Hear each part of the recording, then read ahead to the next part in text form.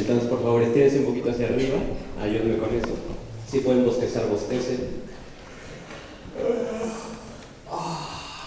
Les invito a que muevan un poco su cabecita. Gracias. Bien. Pues un poquito en la misma línea.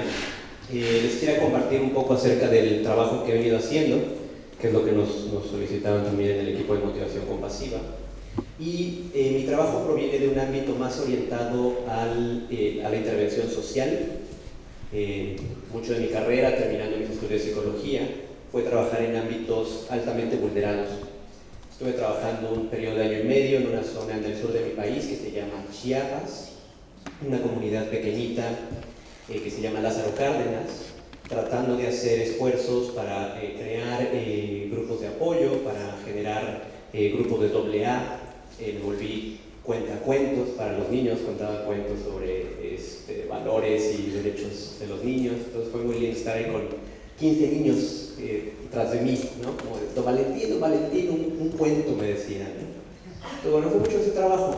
Y después de un tiempo, para mí fue muy interesante ver cómo se empezaba a generar una experiencia de gran amenaza interna, porque en el ámbito donde yo estaba trabajando había una actividad explícita, tanto de algunos intereses locales, etcétera, para terminar nuestro trabajo.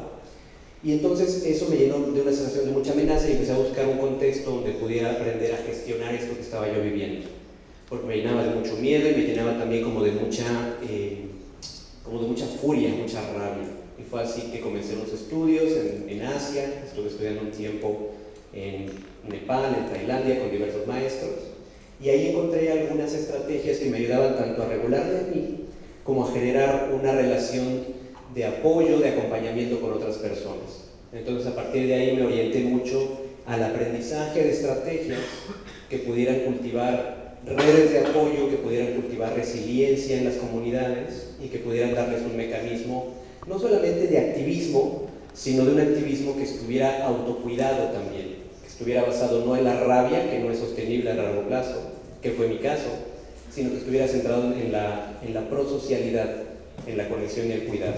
Entonces, bueno, me parece que en términos de reflexionar hacia una cultura compasiva, hay muchas posibles aproximaciones. Algunas son desde la promoción de políticas públicas, pero también desde el activismo social, también puede ser desde la organización de grupos basados en visiones alternativas que trabajan con economías distintas o que salen de la lógica económica del intercambio, en fin. Hay muchas maneras de aproximarse, profundizar sobre el tema al ámbito científico, que es lo que estamos observando ahora, inclusión en la educación política de diferentes estrategias para el cultivo de la compasión y mindfulness. Hay múltiples más, y seguramente muchas que ustedes están realizando en muchos ámbitos.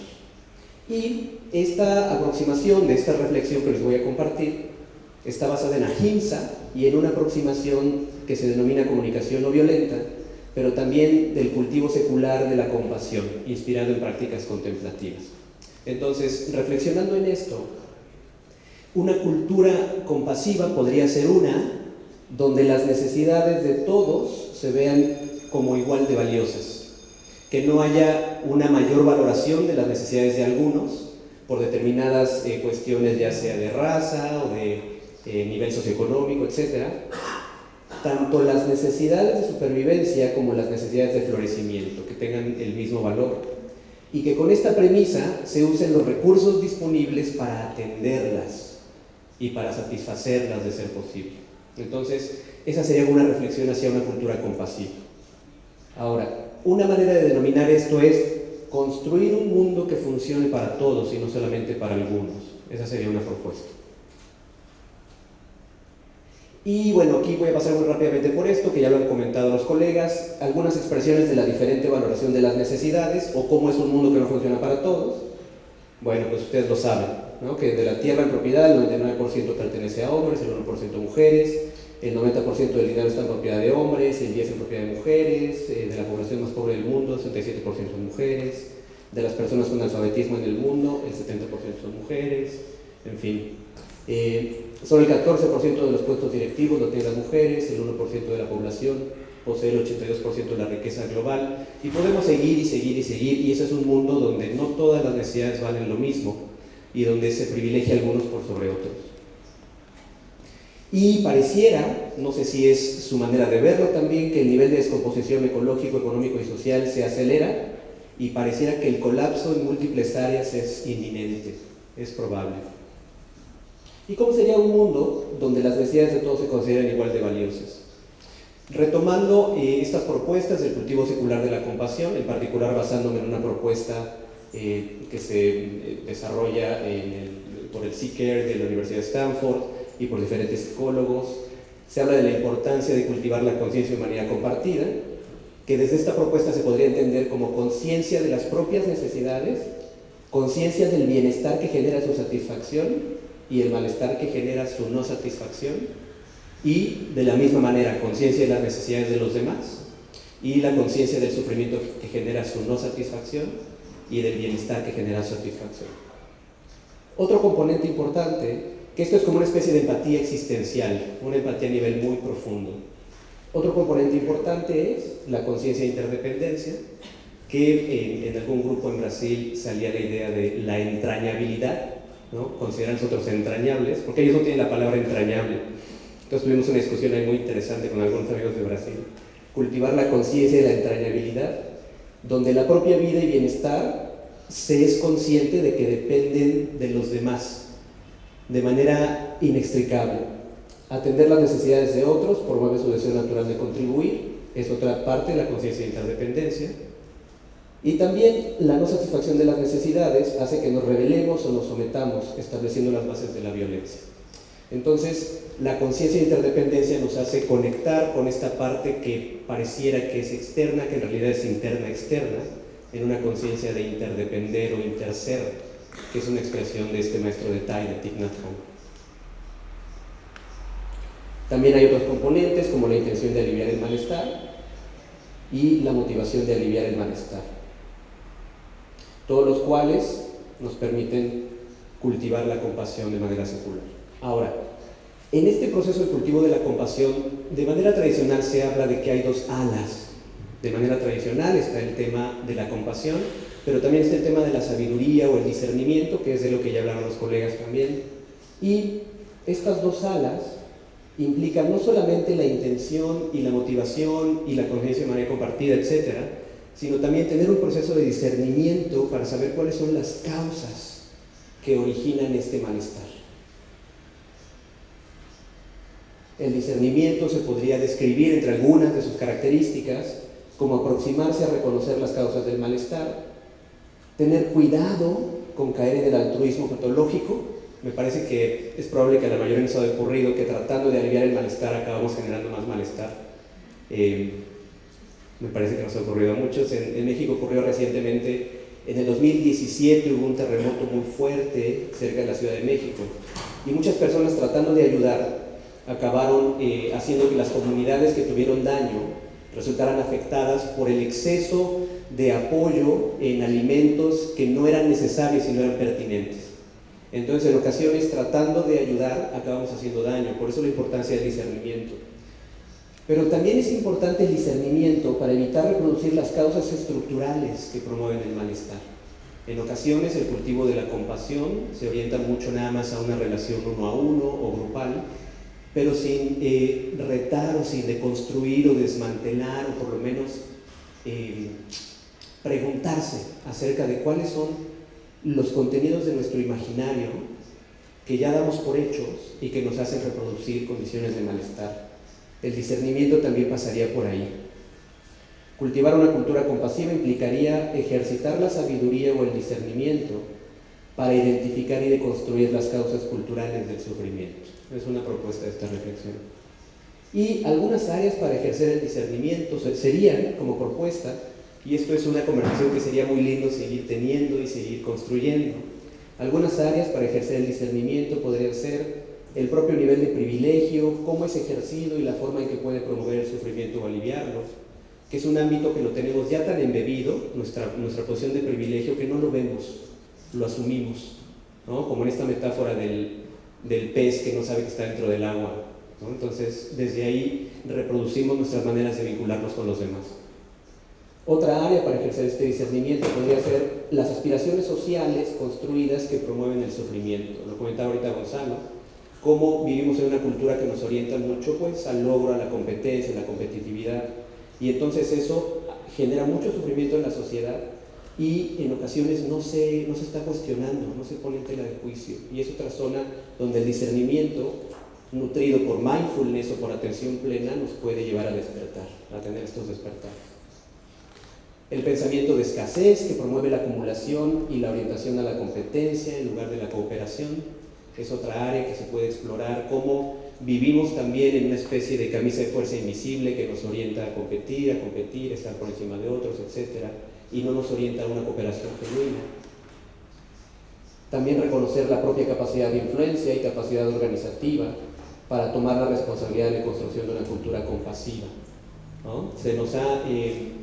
no sé si les ocurrió también a ustedes, pero a mi generación se le dijo que era la generación que tenía la responsabilidad de sacar adelante al mundo, ¿no? Creo que pasa cada generación. Los niños tienen... Y entonces crecemos y pues nunca fuimos, ¿no? Entonces son los niños. Y pues ya vendrá otra generación. Entonces normalmente ponemos la responsabilidad fuera y no acabamos recuperando nuestra capacidad de organizarnos, de comprometernos y de movernos hacia un cambio social sostenible. ¿Cuáles son los probables desafíos del proceso? La conciencia del propio privilegio, de su ejercicio y sus posibles impactos suele ser un proceso doloroso, porque nos gusta pensar que somos las personas, que somos las buenitas, ¿no? Yo soy bueno, ¿no? Los malos están allá afuera, ¿no? Con estas categorías. Y entonces reconectar con el propio privilegio y que frecuentemente no se pone al servicio de, sino que más bien se goza de manera básicamente inconsciente. Reconocer eso puede ser muy doloroso y ahí es donde se requiere autocompasión. Reconocer que se tienen aspiraciones socialmente construidas que pueden ser causa de sufrimiento también puede generar culpa y vergüenza. Por eso en esta construcción de una cultura compasiva se requiere mucha paciencia y mucha autocompasión, porque el proceso de despertar tiende a ser muy doloroso. También un probable desafío es que el movimiento de competir a colaborar puede detonar sentimientos de fragilidad y vulnerabilidad, y por eso la autocompasión es fundamental. Pero ¿cuál es el potencial efecto de este ejercicio de discernimiento? Y con eso voy a terminar. El potencial efecto es la disminución del ejercicio de poder sobre otros, lo cual en sí mismo ya disminuye nuestro potencial de generar sufrimiento, dejar de ejercer nuestro poder sobre otros, dejar de tener relaciones de dominio. Desarrollo de un enfoque compasivo orientado al cambio social, a transformar estructuras, a transformar la manera en que nos relacionamos en términos de intercambio, de escasez. El cultivo de aspiraciones orientadas a una felicidad genuina, no centrada en la acumulación, el dominio y la individualidad, y no una felicidad como la que normalmente se nos ha, como esta idea de felicidad hegemónica que se nos ha insertado, ¿no? Como de tener, lograr, alcanzar, etc. Favorecer una empatía y un cuidado radicales, pudiendo empatizar con el otro desde sus condiciones sociohistóricas y no desde mi propia situación tratar de empatizar ahí, lo cual nos dificulta muchísimo entender el otro. Disminución de la acumulación de bienes, de poder y privilegio, mayor diversidad de posturas en la creación de una cultura compasiva, empoderamiento, desarrollo de la capacidad organizativa y genuina cooperación para crear una resistencia compasiva ante la aceleración de esta descomposición. Es probable que con este proceso de deconstrucción de estos pensamientos podamos empezar a movernos hacia una cultura mucho más de cooperación.